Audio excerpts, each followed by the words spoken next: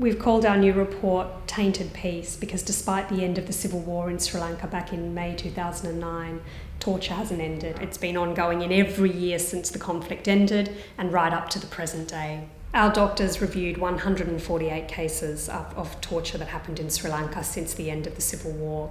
And in 94% of those cases, the victims were Tamils, who were targeted primarily because they had real or perceived links with the LTTE, or the Tamil Tigers as they were known. Torture is deeply entrenched in the Sri Lankan policing and security apparatus. In many of the cases, the torturing agent was the military, in other cases the police, and in other cases the criminal investigation department and other branches of the intelligence community in Sri Lanka. There are many torture methods that are used extensively in Sri Lanka, including beating. 100% of the cases in our study involved people who'd been beaten on various parts of their body using different implements.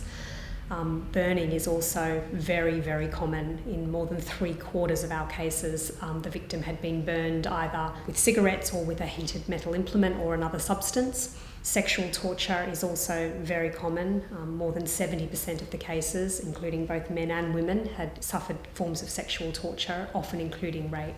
Torture is deeply entrenched in the Sri Lankan policing and security apparatus. There has been very little concrete moves made to eradicate torture, and we have seen very little in the way of accountability for those who are responsible for torture in the military, in the police and in the intelligence sector. So it's very well known that in the final stages of the Sri Lankan civil war, torture and other international crimes were committed on a very large scale.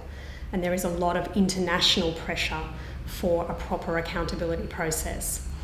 And Freedom from Torture's view is that for a genuine accountability process to be effective, it must be human rights compliant.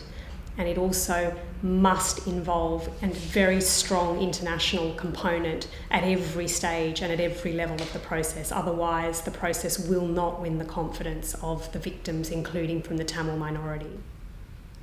The UK government needs to be applauded for the leadership role they've taken in calling for accountability and human rights in Sri Lanka. We'd like them to be calling on Sri Lanka to be becoming a very active participant in the Preventing Sexual Violence initiative.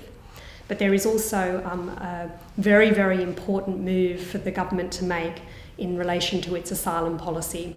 One of the most alarming findings from our research is that in more than 1/3 of the 148 cases we looked at, the survivor had been tortured after returning to Sri Lanka from the UK. In most of those cases, they'd been targeted for torture because of a real or perceived association with the LTTE, or the Tamil Tigers, often at a very low level, and in some cases because of a wrongful association. In other words, they didn't have any links with the Tamil Tigers but were assumed by the authorities to do so. In view of these findings, we are calling on the Prime Minister to personally ensure that the UK's asylum policy is updated urgently to reflect the evidence that we have put forward about ongoing torture in Sri Lanka, particularly when it comes to those who are returning to Sri Lanka from the United Kingdom, who we suspect will be targeted for torture if they have a real or perceived association with the Tamil Tigers at any level.